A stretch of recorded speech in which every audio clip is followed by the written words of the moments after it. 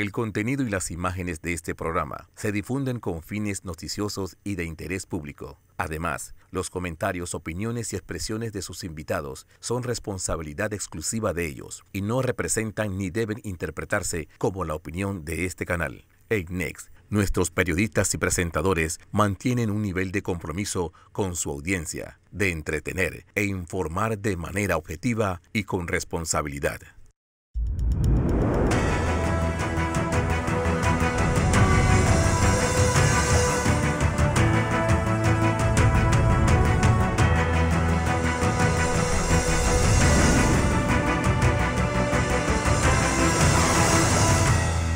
Buenos días, Panamá. Hoy es domingo 29 de agosto. Usted está viendo Next, Canal 21 y escuchando KW Continente. Una semana que termina con esa disputa habida en la Comisión de Presupuestos entre el diputado Pineda y el diputado Brose.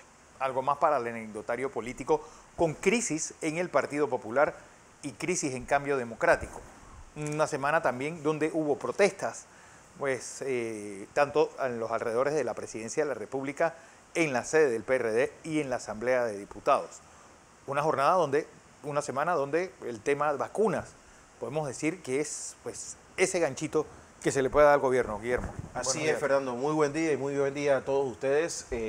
No deje por fuera al Molirena, que también tiene su propia guerra civil. Sí. Lo mismo que Ricardo Lombana, que aunque ustedes no lo crean, tiene sus propios problemas internos, más que todo con los medios de comunicación. La situación del país política se convulsiona y esto pasa cuando hay un gobierno tan débil que no tiene posibilidad de repetir en el 2024 de ninguna forma, y ya todos los bloques comienzan a moverse para alinearse y converger en diferentes alianzas con respecto a esa fecha.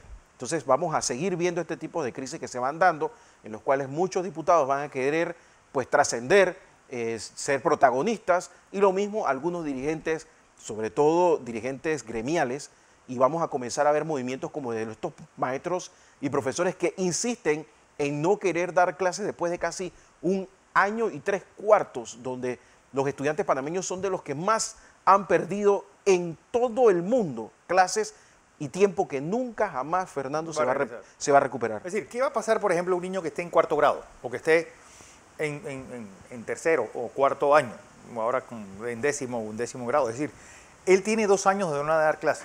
En esa época, un niño en tercer grado ya debería saber no solamente leer y escribir, sino todas las operaciones básicas. Si lo sabrán, y eso por no decir los que están en el antiguo segundo ciclo, pues en qué condiciones están llegando a las universidades. Así que toda esa sumatoria de problemas, pues también esta semana, Guillermo y amigos televidentes, se dio pues la encuesta de Sid Gallup, pues que demuestra las grandes preocupaciones que tenemos los panameños en materia de seguridad, costo de vida, en la calidad del servicio de energía eléctrica y bueno, y que el mundo político piensa que es todo lo contrario. Y que no parece estar nada de preocupación. No parece estar en sintonía con los problemas reales del hombre de la calle. Y también nosotros, los medios de comunicación, muchas veces estamos muy desconectados de los problemas reales y queremos poner los problemas políticos en la agenda, cuando en realidad los problemas de la gente son de seguridad. Nada más esta semana hemos visto cómo ha subido el delito y los crímenes. Bueno, lo ocurrido el miércoles en la noche realmente es de terror. Pero, pues nuestro primer invitado de la mañana es el ex fiscal auxiliar Neftalí Jaén, porque pues, ese tema del doctor Leonardo Labrador y su esposa, tú mismo, bueno, poner primero que nada a una persona que es como un síndrome, el principio de Peter ambulante. Realmente esa persona estaba catalificada para estar como jefe de epidemiología en un momento como el actual. Y 2, él mismo asignarse un negocio, pues, en detrimento de los pobres habitantes de Taboga. En su tierra de origen. Y lo peor de todo es que es tan alevoso todo esto que él, el día que estalla esto, saca el negocio. Es decir, no es mío, pero qué casualidad que el día que me lo descubren lo desarmo. Bueno, hay una cosa que hay que aclararle a los televidentes y oyentes, y es que el PRD no es un bloque único, o sea, no es un partido donde hay un líder y todos los demás siguen. los ministerios en Panamá están divididos según la facción del PRD a la cual usted pertenezca. Es muy probable que estos señores no sean de la facción del ministro. La cosa es que... Y por eso se da la impresión de que el ministro está muy tranquilo Sí, y el señor no. Por eso Bueno, es que quiero ir con el Neftalí Jaén, él es ex fiscal auxiliar, abogado, porque ¿cuántos delitos hay detrás de toda esta trama Labrador? ¿Y por qué, por ejemplo, en la autoridad de tránsito fue tan expedito ir a hacer ese allanamiento a la autoridad del tránsito? Ya hay funcionarios del tránsito detenidos y con este señor y la mujer absolutamente nada. Neftalí, buenos días. Buenos días, aquí ya preparado para intervenir en estos temas que esta semana, como ustedes lo mencionan al inicio de la intervención, hace una semana muy convulsionada y la resumieron ustedes perfectamente como que hicieron una píldora y solo se les quedó agregar el lastimoso incidente de la explosión allá en Afganistán, en el área de Kabul, otro tema que convulsiona al mundo. Pero aterrizando aquí en Panamá, definitivamente que eso del doctor Labrador con su esposa al frente de un negocio dentro de la institución es un tema que conlleva ya ciertos delitos que están tipificados en el Código Penal. Yo les puedo leer así muy brevemente que el Código Penal en el 354 se refiere a la corrupción de servidores públicos. Así pues que ese es un tema que implica una obligatoriedad por parte del Ministerio Público para investigar esa posible corrupción de servidores públicos. Está también la figura de lo que se denomina el abuso de autoridad y también está la figura de lo que se conoce como el tráfico de influencia. Eso a manera de introducción, porque también esto es muy importante que va de la mano con lo que establece nuestra Constitución Política de la República de Panamá, cuando en el artículo 299 de la Constitución Política al 309 se refiere al tema de los servidores públicos. Y el artículo 309 específicamente establece una disposición que prohíbe al servidor público por sí mismo o por interpuesta persona realizar acciones comerciales dentro de la institución en la cual se desempeña.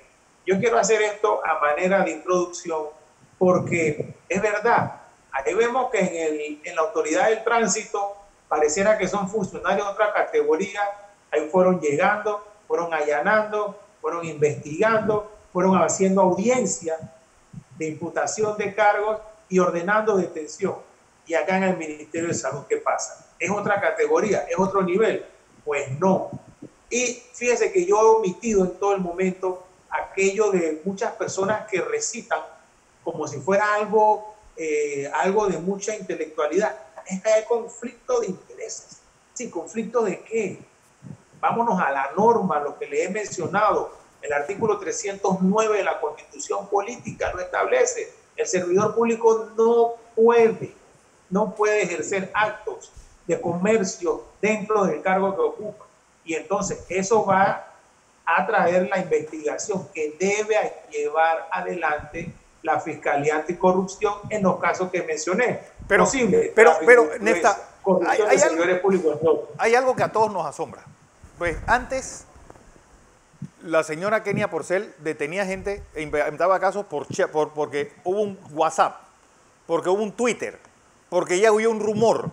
Ahora se está presentando hechos concretos y en la Fiscalía no dan un paso adelante. ¿Y no tendrá que ver también el hecho de que el procurador siga siendo después todos estos meses interino?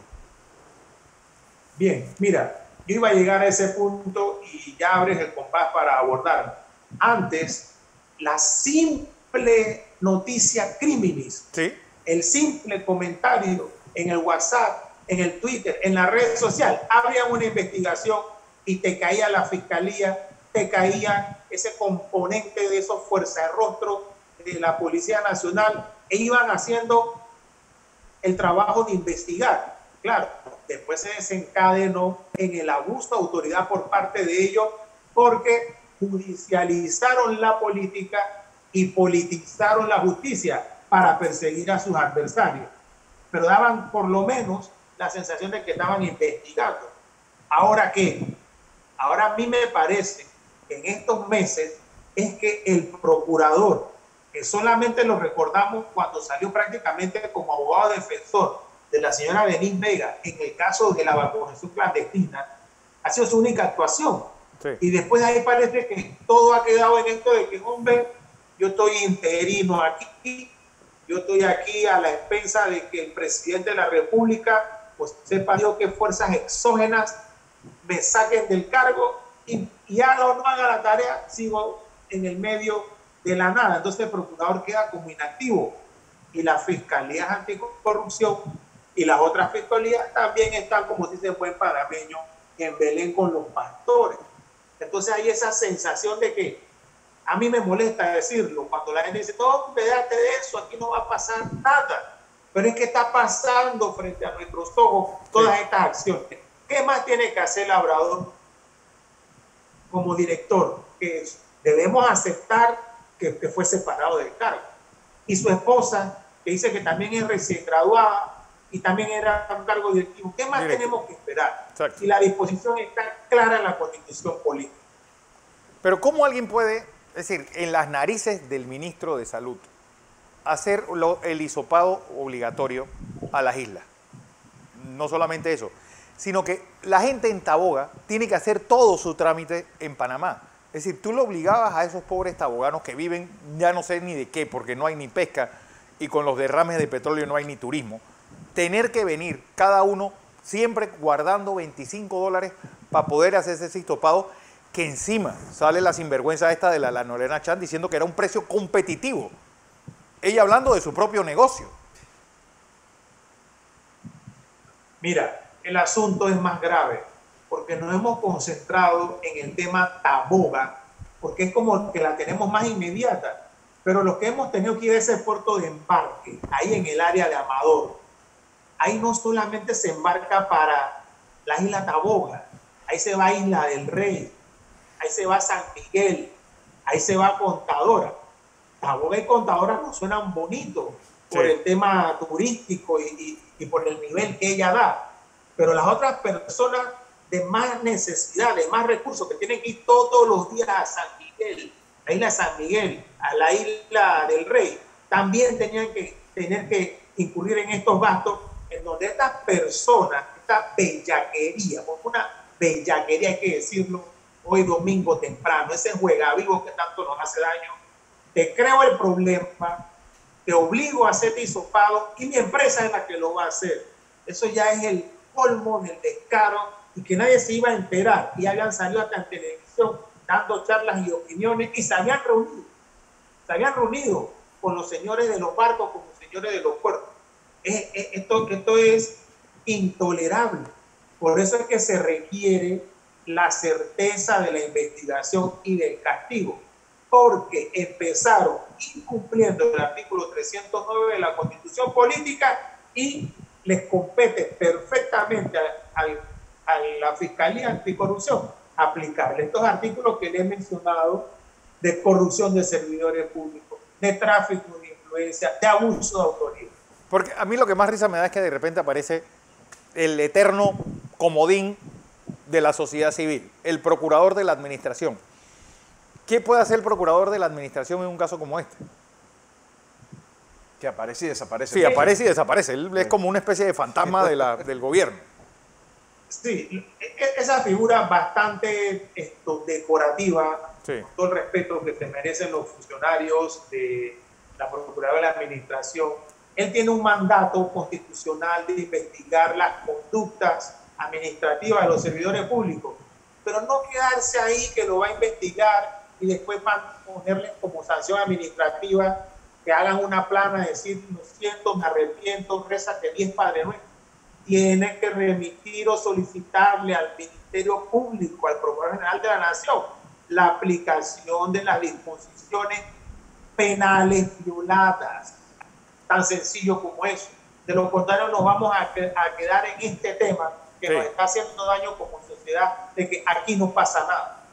Pero es que pasa y no pasa nada, porque también queríamos tocarte un tema que hizo mucho ruido a inicios de semana y que no sé hasta qué punto el escándalo de Pineda y Brose pues se dio para tapar lo de este archivo por 10 años de las actas del Consejo de Gabinete. Se ve una acción... Sí, profesa, el otro pone el celular para grabarse mientras va a hacer bastante el show. Sospechosa, por lo menos rara. Porque con ese escándalo empezamos la semana. Una ley de 2002 y también ves, ahora resulta que están también en veda las actas de la Corte Suprema de Justicia y las actas de la Junta Directiva del Canal. Y que nos va a invadir un molusco gigante. Entonces, cuando tú ves esas noticias, tú te quedas pensando, bueno, pero ¿quién será el que se pone a inventar estas cosas? Cuando hay unos temas importantes y que pasan, los escándalos pasan y nadie los resuelve. Mira, en temas políticos existen lo que son los mecanismos de distracción. Y sí, en la sociedad panameña se aplican estos mecanismos de distracción. Porque fíjense que hemos analizado, hemos conversado un tanto el caso del Ministerio de Salud con los hisopados ilegales. Ya no son hisopados clandestinos, sino hisopados ilegales con el tinte de abuso de autoridad. Y ahí no terminaba la historia. Resulta ser que algo similar estuvo sucediendo en nuestra casi que quebrada, casi, pues no lo está todo, Caja de Seguro Social, en donde un funcionario dice que él trabajó desde el 2007 hasta enero del 2021, cuando se va a una empresa conocida como algo así como Hearst Medical, sí. Pero que él renunció en junio, por fin, en enero o en junio. Y esa empresa ha obtenido por parte de la Caja de Seguro Social más de 28 millones de dólares. Entonces nos llevan en este carrito, escándalo tras escándalo, un ministerio público que pareciera que se está quedando manco, mudo y ciego, no ejerce las acciones como debe ser, y la tapa del coco, el propio funcionario de la Caja de Seguro Social sale diciendo que ellos investigaron como si ellos fueran fiscales y que ellos no han encontrado, dice, conflicto de intereses de lo que ellos mismos aprobaron a un exfuncionario de ellos. O sea, ahí nos trasladamos a lo que es la ley 6 del año 2002 de la famosa, conocida como la ley de acceso a la información pública o la ley de transparencia, que fue un avance para la sociedad panameña en su momento, pero que a su vez la ley tiene unas limitantes ya establecidas con cierto grado de reserva para ciertas materias, como lo serían esas cosas de secretos de Estado. Ya eso está en la ley. Posterior a eso, para hacer un poquito de historia, la reforma constitucional del año 2004 nos aprueba 3 artículos y te desarrolla lo que es el acceso a la información. Y en esos artículos 41, 42, 43 te permite la acción de habeas data cuando funcionarios que se creen que son eternos tenían el acceso a la información porque ellos conservan la fórmula secreta de la Coca-Cola o de la Pepsi-Cola. Entonces dice, bueno, va a presentar una acción de habeas data. Eso fue un proceso de evolución, de avance en materia jurídica para la sociedad panameña, porque todos sabemos, está escrito hace siglos, que las cosas en Palacio suelen ir lentas, parafraseando un tanto a Miguel de Cervantes Saavedra. Entonces, eso lo traigo a colación porque tenemos avance y sale el vicepresidente de la República. Se pone su sombrero de vicepresidente por unas cosas, se lo quita y se pone el sombrero entonces de ministro y se saca una resolución blindándose, protegiendo los secretos de Estado. Cuando estamos aquí que queremos saber qué pasa con la minería, va o no va, cómo va ese negocio, la nacionalizamos o no la nacionalizamos, qué pasó, si en esa fiesta se pagaron o no de algunos funcionarios públicos, se pagaron a los tipiqueros con fondos del Estado. Ah, no, tú te vas a blindar por 10 años. Es decir, en septiembre del año 2031, yo quiero que usted, Fernando, y que yo estemos vivos de aquí a allá. Sí. Entonces, que vamos, oye, ¿qué fue lo que pasó por allá en el 2021? Y empezamos con el tema. No es que eso ya prescribió. Usted claro. blinda ahora para buscar la prescripción de posibles acciones penales. es un retroceso, porque mal que bien, la ley 6 del 2002 nos dio la herramienta. Pero lo mismo ocurre, pero Neftalí, lo mismo ocurre, y ustedes los abogados, que los fallos de la Corte tienen que tener pues esa profundidad de discusión. También son vedados las discusiones internas de la Corte. Igual ocurre en la Junta Directiva del Canal, es decir, nosotros tenemos un régimen bastante opaco, pues donde solamente vemos sombras y no vemos cuerpos completos. Lo cual es totalmente inexplicable, contradictorio. 2002 hacemos una ley de acceso a la información, la pulimos, la famosa ley de transparencia, llegamos a la reforma constitucional del acto legislativo 1 del 2004, 17 años tienen los artículos que te permiten la acción de habeas data y de acceder a la información pública, y 17 años después retrocedemos. Esto es secreto. La Corte no puede divulgar esto. Y se guardan fallos que emiten la decisión y no lo publican. Entonces, hay un complot aquí y no quiero omitir tampoco a la autoridad del Canal de Panamá, que se guardan secretos de qué. Ustedes no tienen la fórmula de la Coca-Cola secreta, no la tienen, señores.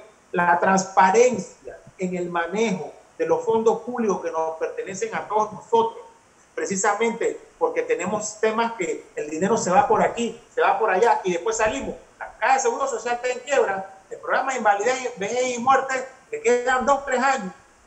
Pero a una empresa con un funcionario le das un contratito ahí de más de 28 millones de dólares y todo me voy a proteger en que eso no se puede divulgar.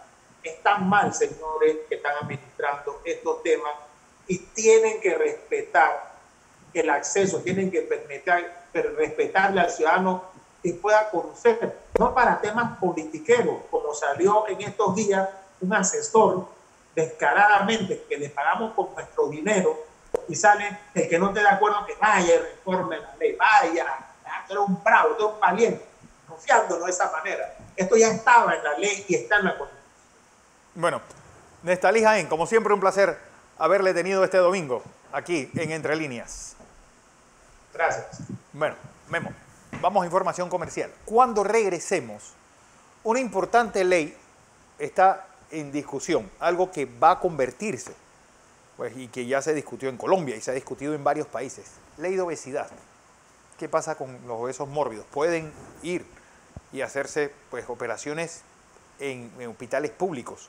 ¿Cuál va a ser el costo que tendría pues una población mal alimentada y con enfermedades, condiciones y enfermedades provocadas por esa obesidad? Vamos a hablar con el presidente de la Asociación Panameña de Cirujanos, el doctor Nicolás Liacópulos, después del cambio.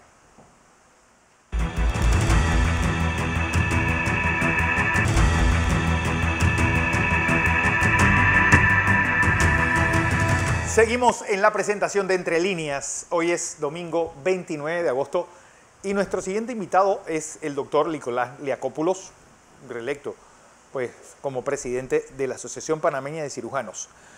Está todavía verde, pero en discusión una ley de obesidad. ¿De qué trata, doctor Nicolás Liacópulos? Porque seguro este encierro de más de un año, seguro esta permanente condición de mala alimentación de los panameños cada vez nos está pasando factura. Y eso repercutirá en enfermedades cardiovasculares, en problemas de diabetes y condiciones para una población que cada vez está durando más años. Doctor Liacópulos, buenos días. Feliz domingo, buen día Fernando y a todo el pueblo panameño. Espero ser portador de noticias buenas después de toda el maremoto de noticias malas al que estamos expuestos. Definitivamente la pandemia ha empeorado una condición que desde hace muchos años es pandémica, que es la obesidad. La Organización Mundial de la Salud decretó en el año 2008 como la obesidad como una enfermedad mortal. De hecho, en esa época el tabaquismo era la primera causa de enfermedad mortal prevenible y eso sobrepasada con creces hoy en día por la obesidad. estamos familiarizados con el concepto de pandemia ahora mismo por lo del COVID, pero la pandemia de la obesidad siempre ha sido un punto de preocupación para todas las disciplinas médicas, no solamente la parte de los cirujanos bariátricos, como en el caso particular mío. Claro. Es que si nos vamos un poquito a la historia, sí. En el año 2009 Panamá iba a ser el tercer país latinoamericano en tener listo una ley de la obesidad, o diría yo la ley anti-obesidad, anti-sobrepeso y anti-problemas metabólicos. Sin embargo, participando muchos entes de la sociedad de la sociedad civil y estatal en el proyecto de ley, dieron al traste con el proyecto de ley en el primer debate en el año 2009, cuando el presidente de la Asamblea pues simple y sencillamente encabezó el proyecto. Después de eso vimos que países, Chile ya tenía la ley, México y Brasil la tenían junto con nosotros, nos estábamos peleando ahí, pasó la de Colombia, iban junto con nosotros y prácticamente más de la mitad de los países latinoamericanos tienen una ley anti-obesidad, que es simple y sencillamente un instrumento que nos ayuda a combatir este flagelo. Porque hay algo, Doc, que yo quiero pues, que sirva para el debate que estamos haciendo. Yo recuerdo cuando se limitó la publicidad del tabaco a inicios de los años 90, el gobierno había cifrado cuánto costaban el tabaco a los estados en facturas, en enfermedades pulmonares, en enfermedades cardiovasculares. ¿Hay esa estadística con la obesidad también? Bueno, le voy a decir algo como esto. En los Estados Unidos la estadística hace como 7, 8 años. El presupuesto que se gasta en los Estados Unidos secundario a combatir la obesidad y a sus consecuencias es 40 veces más que el presupuesto nacional de la República de Panamá. Y eso fue hace casi una década. Grandes partes de los presupuestos nacionales se van en esta consecuencia. Es igual que lo que estamos viendo con la pandemia. ¿Cuántos pacientes han muerto no por el COVID, sino a consecuencia de enfermedades crónicas que han sido desatendidas? Porque la atención ha ido como debe ser sobre la parte aguda, que es el COVID. O sea, la obesidad es una enfermedad que causa muchas muertes anualmente y muchas condiciones crónicas o de comorbilidades, la hipertensión, la diabetes, los problemas metabólicos, apnea de sueño, problemas psicológicos, psiquiátricos. Hay un montón de situaciones que están asociadas con la obesidad. Además de que sin duda alguna, el obeso es el paciente, es la persona más discriminada del mundo. Sí. Olvídese de los factores raciales o factores de edad.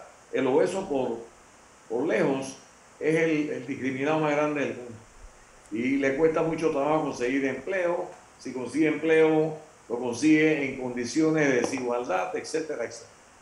Entonces, la ley contra la obesidad es simple y sencillamente un instrumento que ayuda a combatir la obesidad. Eso tiene que ver con información, tiene que ver con educación, tiene que ver con prevención, tiene que ver con aceptación. Sí. Porque el paciente tiene que, una vez que es instruido, una vez que es educado, él tiene que aceptar que la obesidad es un problema, tiene que ver con la medida de mitigación para evitar que una persona normal llegue a tener sobrepeso y que ahí pase a ser un obeso y que ahí pase a ser un obeso mórbido, que es la parte extrema. La ley antiobesidad tiene que ver con todo esto, tiene que ver con los espacios públicos para que la gente haga ejercicio, tiene que ver con la alimentación. Nosotros sabemos hoy en día que la alimentación saludable es mucho más cara que la educación, que la alimentación aceptada como normal, o la comida chatarra. Una comida saludable es 10 veces más cara que una comida no saludable. Guillermo Ruiz está con nosotros, doctor. Buen día, doctor. La verdad es que iba para ese punto. Se ha vendido como que si uno puede, para tener una vida saludable, hay que invertir una gran cantidad en bicicletas, en equipo, en gimnasios. Y también, pues, se ha dejado a un lado el tema de la cultura educacional de la alimentación. O sea, ya nadie sabe cómo comer bien porque no se enseña en las escuelas. Sencillamente, pues hay que entrar en estas supuestas dietas, algunas muy peligrosas, y usted me dirá si no es así, que en realidad lo que conllevan es a otro tipo de enfermedades. Da la impresión de que se ha abandonado a la ciudadanía en cuanto a ese tema y que desde el punto de vista de las políticas públicas de salud, pues este tema se ha lamentablemente puesto muy al fondo en la lista de situaciones a resolver. El combate de la obesidad, Guillermo, no es para nada fácil, eso se sabe. Inclusive las leyes que existen en países avanzados y en países latinoamericanos que no necesariamente son más avanzados que nosotros, son leyes que necesitan adecuación permanente, porque estamos ante un problema que es un problema bien difícil. La mejor bicicleta es la mejor bicicleta para hacer ejercicio, es la que la persona tiene acá en la cabeza, si es que tiene ganas de hacer ejercicio. Usted puede tener una buena caminadora, una buena bicicleta de grafito, y si usted no quiere usarla, pues simplemente ahí quedará llena de óxido o de telarañas. Entonces es muy importante la parte educacional, la parte motivacional, la concientización de que es un problema. Una vez que nosotros conseguimos eso, ya nosotros vamos avanzando. Pero, yo hablo de obesidad, pero la pregunta, yo hablo de obesidad porque soy cirujano. Sí, dígame. Pero la pregunta es, ¿leyes similares de obesidad han realmente provocado un cambio de conducta en países donde se han aplicado? Porque a la larga, ¿cómo uno resiste, primero que nada, la gran cantidad de ocio que cada vez más tienen las personas? Y dos, el bombardeo de comida chatarra que uno tiene en cualquier aspecto de tu vida diaria. Si me preguntas a mí sinceramente, te voy a decir que ha ayudado de una manera muy, muy pequeña a moderada, quizás, si somos optimistas. En Latinoamérica quizás la ley más efectiva de todas ha sido la chilena. Ellos tienen unas características pues, culturales distintas a las nuestras, no que sean mejor que nosotros, pero son gente que tiene otra mentalidad, quizás un poquito más avanzada y han tenido muy buena ley. Por ejemplo, la ley de etiquetado es muy importante que para poder saber qué es lo que estás comiendo, tener una etiqueta bien clara de saber cuáles son los nutrientes que tiene el alimento que tú vas a ingerir. Eso implica muchas cosas. Eso implica quizás entrar en conflicto con las industrias. Claro. ¿No? Usted sabe que hay mucho consumismo, hay muchos intereses creados, hay un montón de cosas que cuando uno trata de hacer algo, muchas veces está tocando callos sin querer tocarlo o queriéndolo tocar inclusive. Entonces, el ley de la etiquetación del producto y que sea una cuestión fehaciente, no falsa, en Chile ha sido un éxito. Han sido leyes que contribuyen poco a poco al tema de la obesidad. ¿Qué sucede? Cuando el paciente se convierte en un paciente mórbido, que son los casos estos que llaman la atención en la sociedad con personas que yo tengo el derecho de decirlo, por ejemplo, yo operé de maravilla. Tú dices, ¿qué diferencia tiene ese hombre? Tengo el derecho de decirlo, porque me lo permite. La gente dice, ¿qué cambio? Nosotros queremos que la gente no llegue a ese extremo. Claro. Nosotros queremos mediante esto que la gente no llegue a ese extremo. Y si la gente que llega a ese extremo, que sea la menor cantidad posible de personas. A la larga, ¿qué provoca o qué es el ingrediente que está provocando pues este engrosamiento de la población panameña? El azúcar, los carbohidratos, pues, ¿qué es el alcohol en los carbohidratos? Bueno, el alcohol es carbohidratos puros. Sí. Los carbohidratos son el problema de donde gira todo esto. Es más, el ser humano, si nos vamos un poquito a la antigüedad, Fernando, a ti te gusta la historia, igual que a mí, que somos dos adictos a la historia. El ser humano es un ser diseñado a comer una vez al día. El ser humano no está para comer ni 3 ni 4 veces al día. El intestino del ser humano es para comer una vez al día. Y ahora comemos 3 y 4 y 5 6 veces al día. Entonces los carbohidratos tienen, claro, porque el ser humano es proclive a lo malo. ¿Como quién? A lo malo, a lo sabroso. ¿Qué pasa? El dulce es mucho más sabroso que algo amargo, por ejemplo. Entonces todos tenemos la tendencia a probar las cosas dulces de la vida, que no necesariamente son las mejores. El ejercicio es algo doloroso si no sabes hacer bien.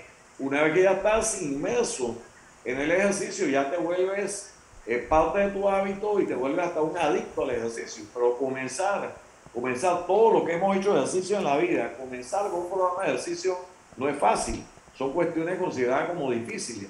Entonces, esa situación más otra, más la avalancha de publicidad hacia estos productos, al final tienen un resultado, que es la pandemia de la obesidad. Olvídese la pandemia del COVID. La pandemia de la obesidad está mucho antes que la pandemia del COVID. Nosotros hicimos el primer bypass gástrico en el Hospital Santo Tomás en el año 1982. Lo hizo mi persona con mi jefe del momento, que era el doctor Julio César Wong, que venía graduado de la Universidad de Johns Hopkins. Nosotros lo hicimos aquí, fue el primer caso en toda la región. Y estamos hablando de países grandes al lado, primero que los colombianos, que los venezolanos, que los brasileiros, porque Wong tenía muchas relaciones con Mason y con las personas estas que practicaban el bypass en los Estados Unidos. Sí. ¿Qué pasa? Nosotros lo hacíamos como algo en los casos extremos. Eso nos hizo a nosotros estudiar los mecanismos de obesidad.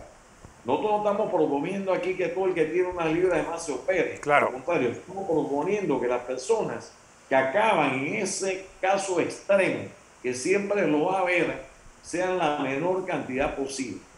Y entonces apelamos aquí a la sociedad civil y a todos los que quieran unirse.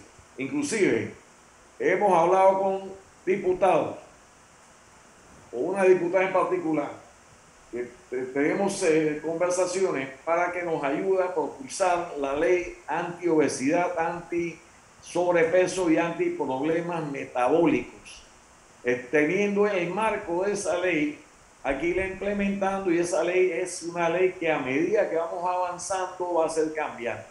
En conclusión, si me preguntas si esta ley, el hecho de tener una ley más, una ley menos, va a cambiar esto, yo le voy a decir que no. Que ayudan, sí ayudan. ¿Ha ayudado en otros países? Sí ha ayudado en otros países. En Colombia ha dado grandes posibilidades de que la gente se opere. Claro. Que la gente se opere. Y mucha gente se manda aquí a operarse a Colombia. Y bueno, yo tengo mis serias reservas. En Colombia hay excelentes cirujanos y hay otros cirujanos que no lo son, igual que en todos lados del mundo. Pero el que tiene que ir a esos extremos, pues tiene una posibilidad allá. ¿Por qué? Porque tienen una ley marca. Yo comencé con un programa en el Hospital Santo Tomás, que lo hice prácticamente con insumos de mi bolsillo y de amigos míos que me ayudaron, pero bueno, eso duró para unos cuantos casos.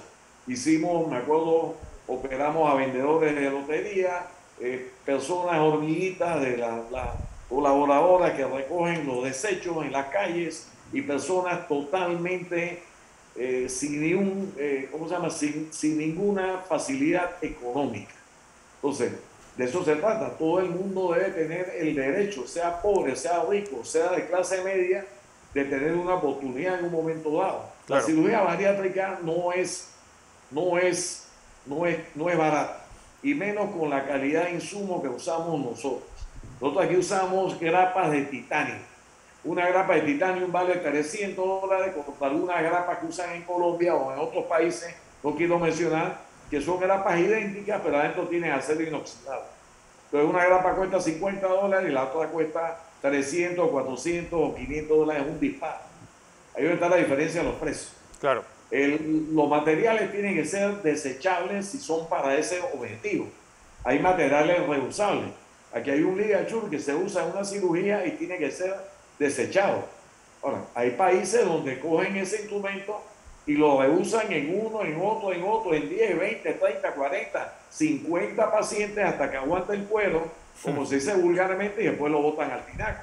Ahí está la diferencia en los precios. Bueno. Panamá tiene una cultura probablemente porque, bueno, tuvimos a los americanos muchos años aquí de vecinos nuestros y son parte de nuestra historia y nos enseñaron algunas cosas buenas que las seguimos todavía hoy en día. Panamá tiene una cirugía de calidad, y a lo que vengo a apelar yo, regresando al tema, es a que esa ley que fue archivada, que fue engavetada en primer debate en el año 2009, retome fuerza, porque quiere que sepas algo, Fernando, estamos absolutamente anacrónicos y tardíos en relación al hecho de tener una ley. Claro. Teniendo una ley hay que motivar, hay que educar, hay que informar, hay que concientizar, sobre todo a los niños y a la juventud. El 80% de los niños con sobrepeso van a ser adultos con sobrepeso o con obesidad mórbida. Entonces, un chiquillo que hoy en día tiene 5 o 6 años, si no tiene la conciencia, como dijo bien Guillermo, en las escuelas, que les enseñen, tiene que una materia que tenga que ver con nutrición. Eso tiene que ser totalmente obligatorio. Claro. O si existe esta materia en el currículum, tiene que ser reforzada de una manera práctica. Aquí hay una cuestión donde entran un montón de ministerios. Aquí tiene que entrar el Ministerio de Agricultura, tiene que entrar el Ministerio de ¿cómo se llama? Del MIDE, de Desarrollo Social. Hay un montón de cosas que entran aquí. No es el hecho de hacer una ley y tenerla en papel muerto. Vale. Bueno, don Nicolás Liacopoulos, como siempre un placer tenerte aquí en Next Noticias. El presidente... Te agradezco el espacio, solamente es un toque para concientizar a lo que es una lucha que vamos a seguir adelante y que estoy seguro que vamos a llevar hasta el final con una ley que sea merecedora, que sea vencedora de este pueblo. Así es. Gracias. Vamos a información comercial. Cuando regresemos, pues viene la parte internacional. Alonso Correa y don Guillermo Ruiz, después del cambio.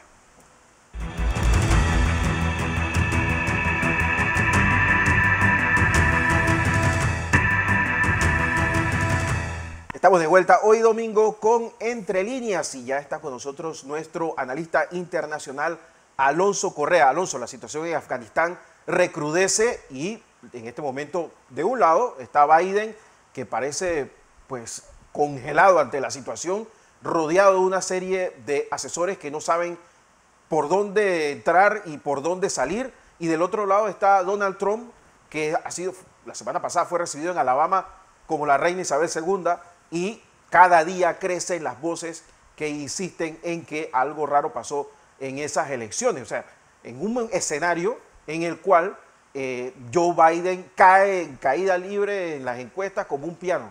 Alonso Correa. Pues muchas gracias, Guillermo, y feliz domingo a todos. Y es exactamente esto. Esta última semana, después de la retirada americana de Afganistán, hemos visto pues, que la situación se recrudece. Parecer el jueves ISIS, que ya se ha hecho responsable de las explosiones que sucedieron en Afganistán la noche del jueves, que pues, tuvieron un saldo que todavía no se sabe el número exacto, pero un saldo de 60 afganos, 4 civiles americanos y por lo menos 10 marines de Estados Unidos. En esas explosiones que, además de las explosiones con chalecos explosivos, explosiones suicidas, parece que también hubo fuego de armas pequeñas, de pistolas y subfusiles. ¿Qué es lo que estamos viendo? Que pues ISIS, en esta búsqueda de un lugar seguro, porque ya hemos visto que el Medio Oriente pues, los ha echado a patadas entre los kurdos, el ejército sirio y pues, este amor-odio que le tienen los fanáticos suníes y chiitas a ese grupo radical del ISIS, pues han ido hasta Afganistán para tratar de usarlo como una meca, pues un lugar seguro, una casa, un lugar donde asentarse y volver a tratar de conquistar y crear este pues, llamado, autodenominado Estado Islámico. ¿Y qué es lo que va a pasar en Estados Unidos, en el otro lado del mundo, con estas explosiones y con estos 14 muertos americanos que sucedieron en Afganistán, en esas explosiones, en esa tratada de retirarse hacia el aeropuerto en los días que les quedaban para retirarse y las miles de personas que estaban tratando de entrar? Pues el presidente de los Estados Unidos, si ya tenía mala fama, una fama de que pues, no daba ruedas de prensa, no recibía preguntas de la prensa, preguntas individuales, sino que primero se tenían que enviar, se tenían que aprobar y se hacían las preguntas. Estamos viendo de que ahora pues se congeló en una situación de emergencia. Primero canceló la rueda de prensa, luego dijo que sí, luego fue una rueda de prensa bastante corta y hemos visto que Nancy Pelosi cogió las riendas de Estados Unidos, mandó a una sesión de emergencia en el Congreso y está tratando de resolver este asunto. Pero ¿qué es lo importante de este momento, de este trágico momento con todos los muertos que hubo? Pues que estamos viendo que Estados Unidos se quiere retirar de Afganistán y le da lo mismo tanto cuántos muertos queden como la sangre que se derrame, como que los talibanes ahora mismo estén teniendo pues conversaciones con el ISIS y esté permitiendo que el ISIS se esté moviendo dentro de Afganistán, que era exactamente lo que no se quería que pasara en este país. Y es que es lo que va a suceder de ahora en adelante.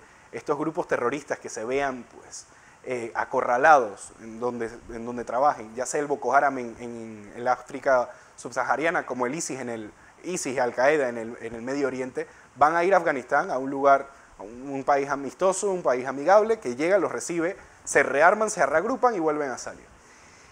Y es que lo triste de todo van a ser las miles de familias que se han quedado encerradas en este país por culpa de, ya lo hemos visto, los ataques terroristas y el mismo gobierno talibán que no va a permitir que nadie salga, porque las dos entradas que tienen, están las entradas aéreas por el norte, pero las dos entradas de las pocas autopistas que hay están completamente resguardadas por guardias talibanes. Así que vamos a ver cómo se desarrolla esta situación, y no en Afganistán, que ya sabemos que va a ser la típica situación de pues, volver a meter la sharia, volver a reprimir a los derechos individuales y regresar pues, muchísimas décadas de progreso humano. Vamos a ver cómo se desarrolla en Estados Unidos, porque esto puede ser otro clavo más en el ataúd demócrata que estamos viendo de que pues, no solo la prensa aliada los está tratando mal, sino que ya la poca población que le seguía teniendo al presidente Biden, empezando por ahí,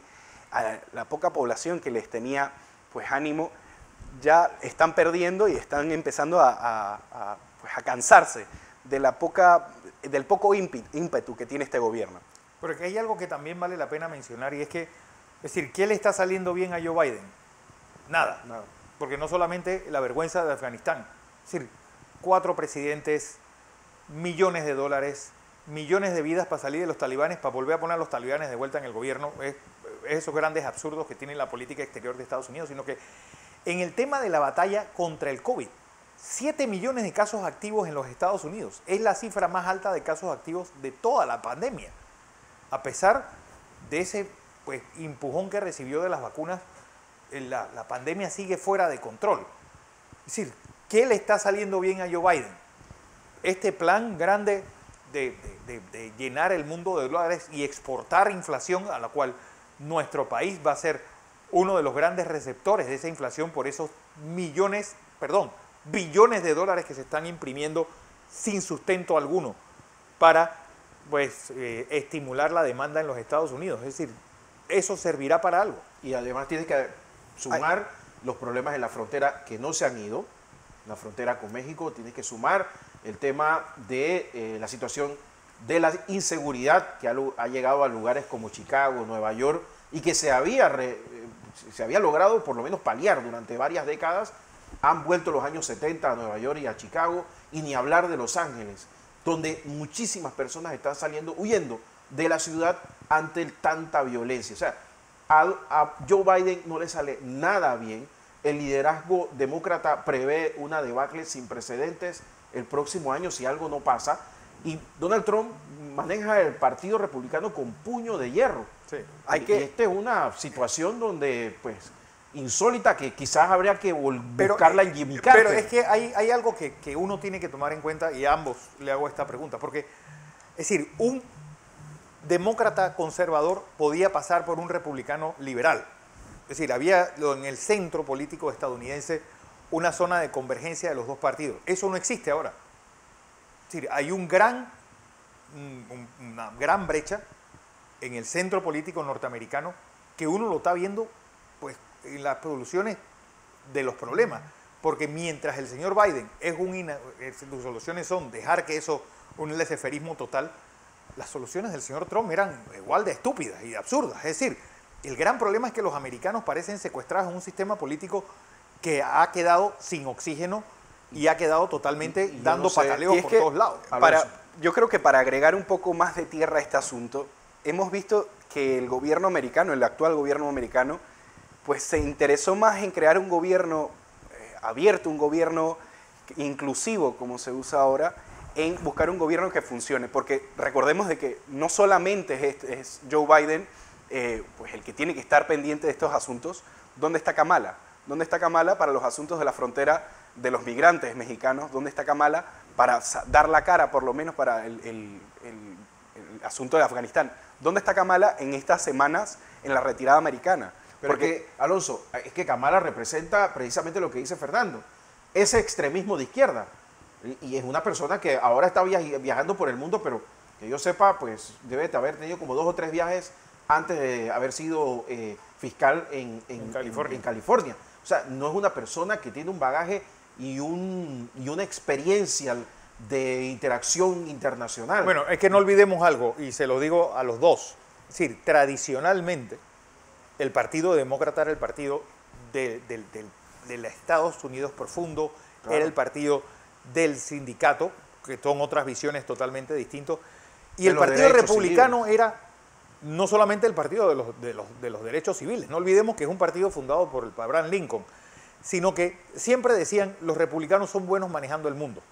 Sí, eso se ha tergiversado totalmente y ahora ninguno de los dos partidos entiende el mundo donde Y son además, una superpotencia. Fernando, las figuras que podrían apelar al centro en los demócratas, que era Cuomo, que se lo llevó a sus propios problemas personales, y a Nikki Haley en el Partido Republicano, que por supuesto que el extremismo de un lado y del otro la ha dejado en el área gris y diluida. O sea que aquí las figuras que van a surgir o vienen de la muy extrema izquierda liberal norteamericana o del conservadurismo profundo, del más profundo del Partido Republicano, que en este momento se empina como el señalador de las situaciones que están dando a pie a que un Biden no quiera ni siquiera ver a la prensa. Bueno, y hablando un poco también de esta crisis y de lo que nos va a tocar, es de estas pautas, de estos inmigrantes que parece que vamos a tener que recibir en varios países, pero la pregunta es ¿por qué? ¿Por qué hay que abrir las puertas a un problema que realmente Panamá no tiene nada que ver? Absolutamente. Panamá nunca envió militares porque no tenemos ejército y hemos visto este desastre ocurrir al horizonte y que ahora nos viene a morder a nosotros también. Bueno, yo les quiero decir, disculpa Fernando, yo les quiero decir que Panamá aspira a todo. Sí. Este gobierno aspira a la OEA, la Secretaría General de la OEA, aspira a un puesto del Consejo de Seguridad y eso tiene mucho que ver con nuestra posición de no tener posición. Sí.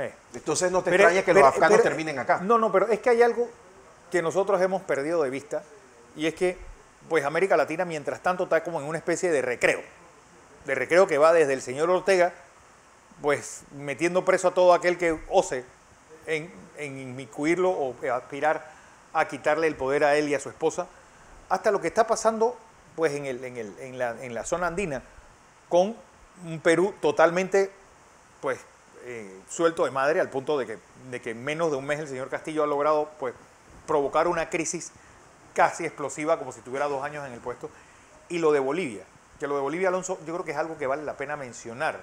Y es que es algo interesante porque estamos viendo de que pues, Evo Morales sigue teniendo el control total, no solo de Bolivia, sino de todos los que lleguen, de todos los observadores internacionales, porque está acusando a la expresidenta Yanine Áñez de genocidio. Ya ha intentado suicidarse esta semana, dice que recibe personas cada 10 minutos en su celda y que ya no quiere vivir más. Y está siendo acusada no solo de genocidio, sino también de golpe de Estado. Estamos viendo de que la justicia aquí en América Latina parece ser un chiste y que el mandatario de turno, como lo ha hecho Ortega en Nicaragua, puede hacer cualquier tipo de cosas sin ningún tipo de castigo. Bueno, como lo hizo Bolsonaro y el señor Moro en Brasil, y como lo hizo ese tándem macabro de Juan Carlos Varela con Kenia Porcel aquí, es decir... Y hablas de la Kirchner con la Kirchner y todo lo que vino después. Es decir, realmente lo que está pasando en América Latina es que nosotros estamos al olvido de Dios y cada quien a lo buena salga de la crisis como le dé la gana y cada quien haga lo que quiera. Tú me dirás, Alonso, pero yo imagino que en Europa nos ven como a América Latina como se ven, ven a los africanos. No, es que lo peor de todo es que no, en Europa ni siquiera estábamos en el mapa. América Latina se tiene olvidada como pues, este continente que una vez fue español, pero hasta ahí. América Latina ha pasado de ser pues, un gran aliado, tanto estratégico como económico, a ser el último de la fila de todos los continentes pues, dentro de la órbita del primer mundo. O sea, estamos hablando de que estamos detrás tanto de África como del sudeste asiático. Bueno, señores, como siempre, gracias por su participación y a ustedes, gracias por su audiencia. Yo les recuerdo que el 6, el 4, el 2 y el 8 son las decenas sugeridas para este sorteo dominical por Don Monchi Díaz y KW Continente. Recuerden, este programa se retransmite por todas las frecuencias de KW Continente. A todos les agradezco su sintonía.